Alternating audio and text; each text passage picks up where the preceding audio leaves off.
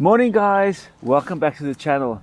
Today I'm out on the SCRAMBLER 400X and I'm just on a ride. I'm just getting used to the bike, getting more of a feel for it, getting more miles on the bike, and I just want to give you my thoughts as we ride. I also want to test out a new mic system and see if that works. But yeah, let's get on the bike and I'll talk a little bit further about the bike. Looks like there's loads of bikers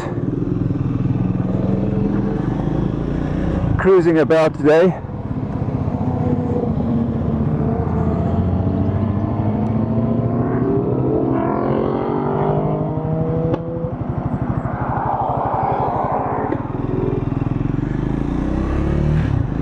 All of them with the legal pipes.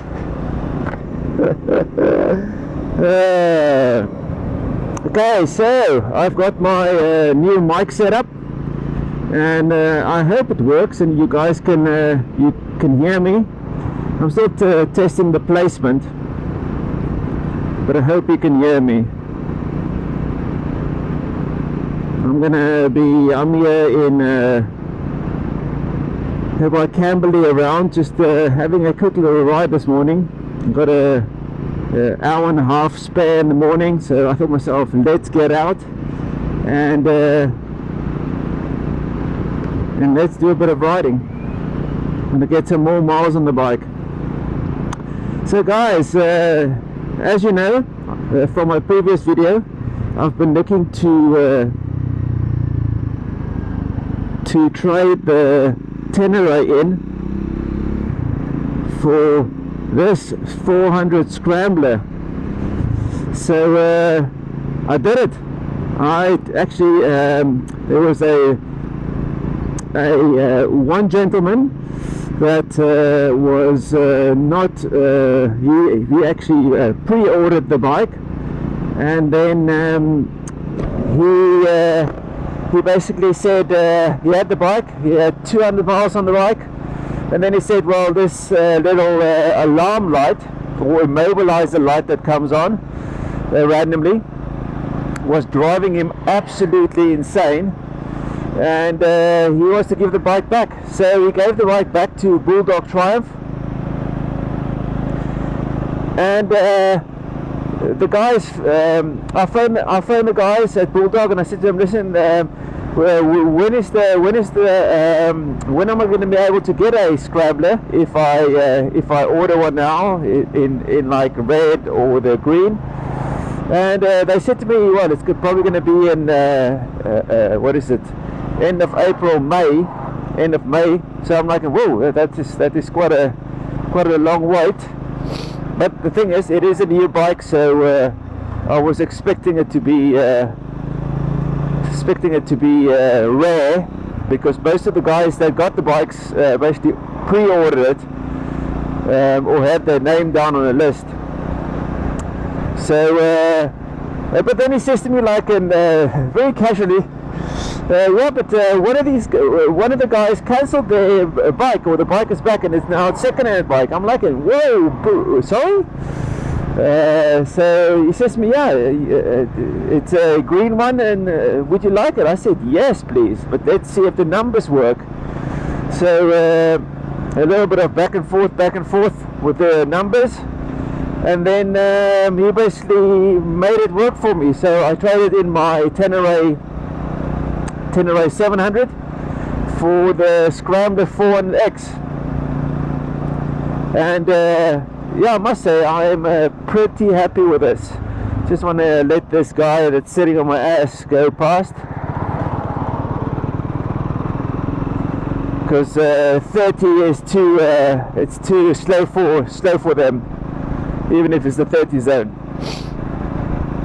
So yeah, the numbers worked, and I thought myself, I'm looking for a smaller, lower bike, because the Ténéré was not getting a lot of riding, just because it was too high for me. And listen guys, don't like rip me to pieces now, because oh, it's too high, too this, whatever. It is for my type of riding that I do, and where I ride and what I want to use the bike for. That is specifically why I changed to a lower bike, also a bike that is more agile, I would say, and it's also not as top heavy as the Ténéré. And yes, I did say in one of my previous videos when I got the Ténéré, it's not that top heavy. But then again, the more you ride it, the more it becomes very clear that the bike is pretty top heavy, and it was starting to annoy me because yeah, I'm on tippy toes, and then when I take my my daughter goes, I'm putting on the back, you know, and the wind is pumping, and it's small little back roads that I like riding, turning the bike around. It was just too much of a handful for me, and I was just not feeling comfortable. So if you don't feel comfortable on the bike, then you don't ride it as much. And that was starting to really annoy me, because I'm paying for the bike monthly and I'm not riding it, because I sort of would sort of go out on the Honda Grom more than the Ténéré. So now I want a bike that I can just jump on and ride. And listen, don't get me wrong, if you want to do a lot of trail riding, or if you've got an area where you could do trail riding and off-road riding, stand-up riding, gravel riding, the Ténéré is by far the best. And as I was saying as well previously, you know, when you learn to ride gravel, you can do it once, and then you go to a course and everything, and you pick up some skills. And but if you don't practice those skills, and I would say at least once a month or twice a month would probably be better, or every weekend if you can, you basically lose that skill. And when you go and ride then on the gravel again, you sort of forget the stuff, man. I did quite a lot of off-road riding, or gravel riding at least, mountain passes and so in South Africa, when I had a big old GS. And yes, you can do it, but it's you need to do it a lot to hone that skill and to keep it going, because it goes away, man. Same with anything you do in life. If you don't practice it, you lose it. So yeah, if you have the ability to ride trails, and you've got like and you need something with loads of suspension and stuff, then the Ténéré is by far the best bike for that. Stand-up riding is so easy and comfortable, because the bike is almost like it's designed for stand-up riding.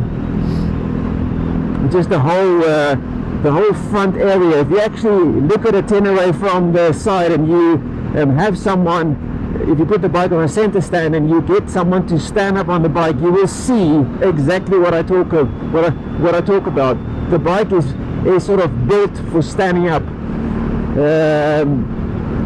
Where all the other bikes is always a little bit low in the front, and that's usually the most complaints, or basically feedback from a Tiger or a GS or all those type of bikes. The same with this bike is the front end is too low, so when you stand up, it is not an ideal stand-up position. And that makes sense, because the bike is pretty much sold as a bike that is more for riding, what I'm doing, compared to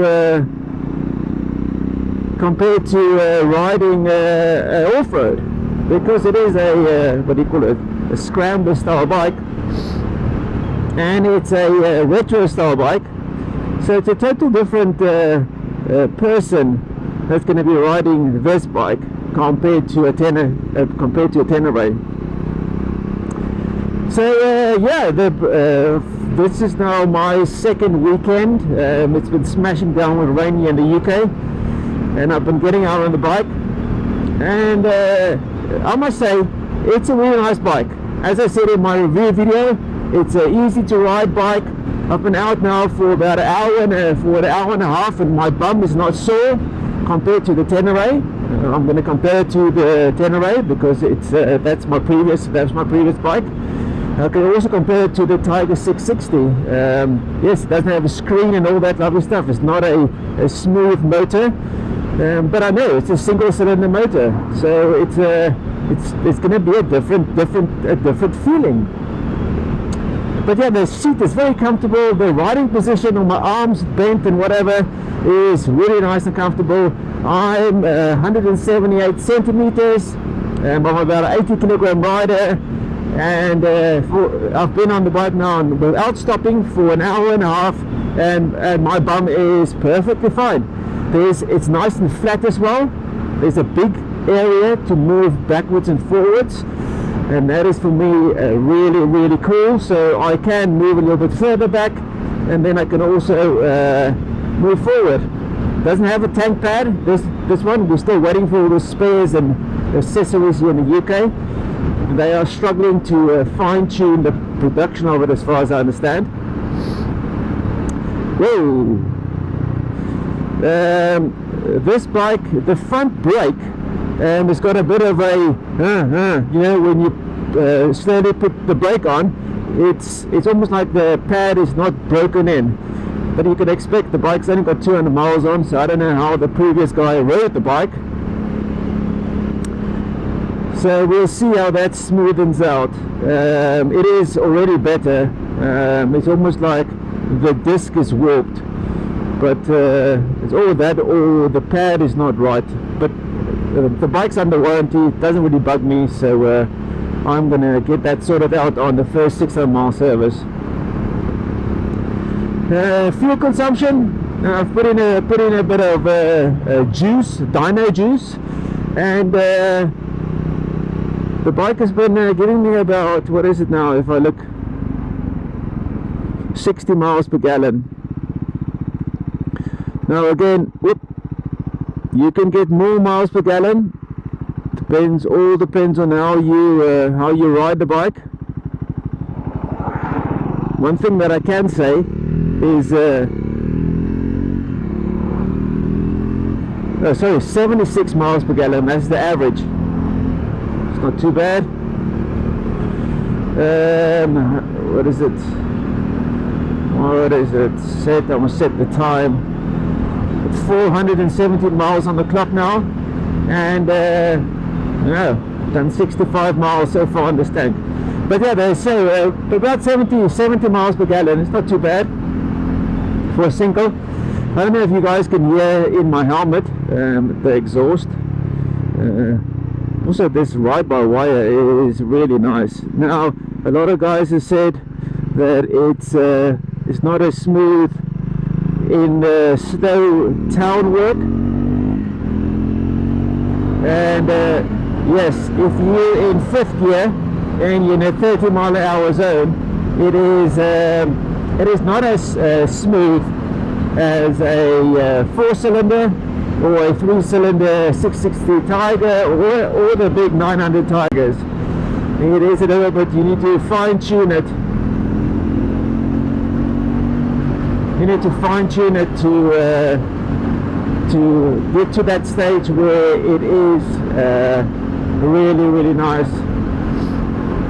Otherwise it can be a bit jerky. But then again, you know, if you drop it down to 4th, have the revs a little bit higher, then it's perfectly fine. So yeah, but so far I'm very happy. I don't have heated grips on this one, but I've got my heated gloves on, my Fury gun, and they've been working really well. But yeah, let me tell you one thing here. This exhaust is pretty loud inside your helmet, even compared to the Ténéré. I don't know if that is it's again something that tires you out.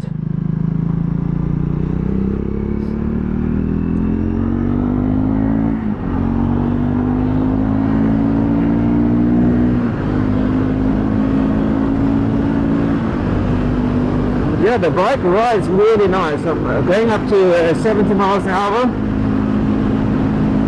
without any issues.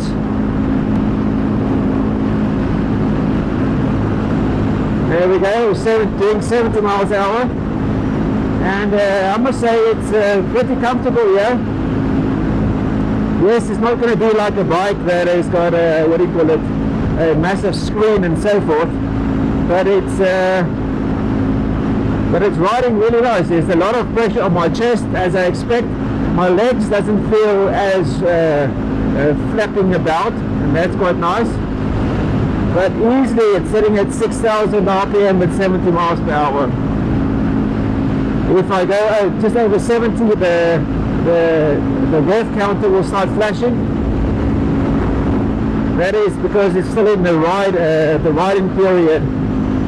So I just keep the bike at 70 and do some slow work. But yeah, now the exhaust is loud. It's very interesting.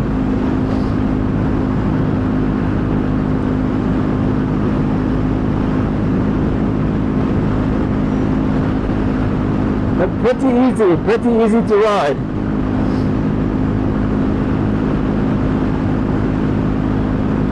We'll see how the bike holds up in the winter, and when the weather gets bad and the rust and so forth. Interesting car, 530e. Sometimes BMW makes some really ugly cars.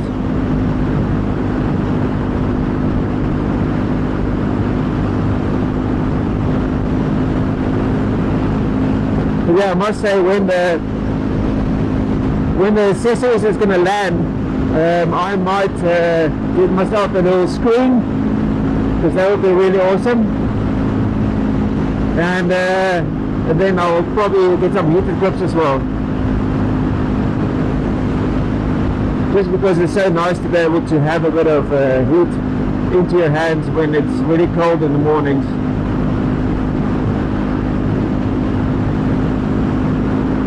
But yeah, this is now motorway miling, and yeah, I can easily do this for quite a long time. There is no wind, so it does make it very, very comfortable to push yourself through the wind. But yeah, guys, you know, that was my main reason for getting rid of this bike. And yeah, I'm still with this bike. I'm in the honeymoon period, because everyone, when you get to test ride a bike and so forth, you always find the good till you get time to spend on the bike. But it's nice and forward leaning, easy to ride. Up. Just really nice. Yes, it's not arm pulling power, but it's got enough grunt, to be honest, to get going. Really nice. The front wheel is a little bit of a bigger wheel, so it's a 19-inch wheel, so it's not going to be as fast turning as, say, the Speed. And I'm still keen to go and test drive the Speed. I spoke to the guys at Bulldog, and they said, yeah, come along, come test drive it so you can compare it. So we'll see how that performs. But yeah, guys, you know, it's the small little back roads that's so nice to explore on this bike. The suspension has got good enough travel for me, again, for the riding that I'm doing, and it's set up for, as far as the manual says, is for 80 to 85 kilogram rider. So and it's more than enough plushness to keep my bum and just the jarring of the potholes at bay. The rear tires, I'm still getting used to them. They're just still being scrubbed in and so forth. So we'll see how they they hold up. But the roads are super bad. It's just annoying.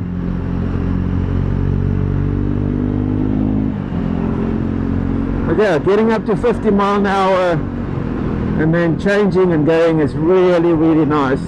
And I think this bike will just get better and smoother the longer I ride it, and after the 600 mile service. And hopefully with the 600 mile service, Triumph would have pulled their finger out and sort out that firmware update, so they can fix the light, so that the people can get their bike sorted out. But yeah, doesn't bug me. It doesn't affect the bike at all, as far as I understand. The immobilizer still works, and if you power cycle the bike, it goes away. And yeah, so not a big problem for me at all. And as I said in my comments on Facebook, we're gonna have to get used to this whole software system. All the cars and bikes are being more software driven, so it's gonna be interesting.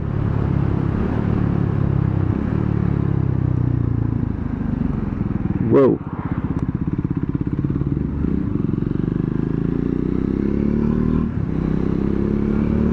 But yeah, really nice. So this is the type of roads I like riding. I don't like sitting on the motorway. I don't like going at Mach 1. If I want to go at Mach 1, I want to be able to, at least doing 70, 75 and so forth. But this is the type of little roads I want to explore and see what is down here. Because this is really, really nice. You get to experience some different roads, not just the same old. I don't know who of you use Kali Moto. I wish they would have the free option again, or at least because it is, or a cheaper option. Their current option is just, for me, a little bit too much money.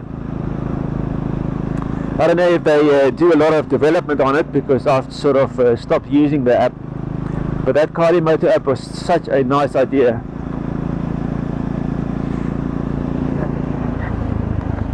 Oh.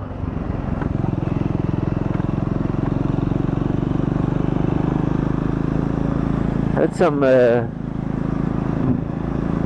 water in my eye.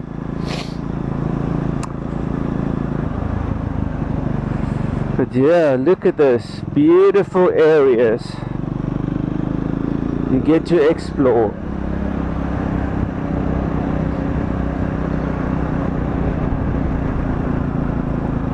Massive houses. Can I go down here? Yeah.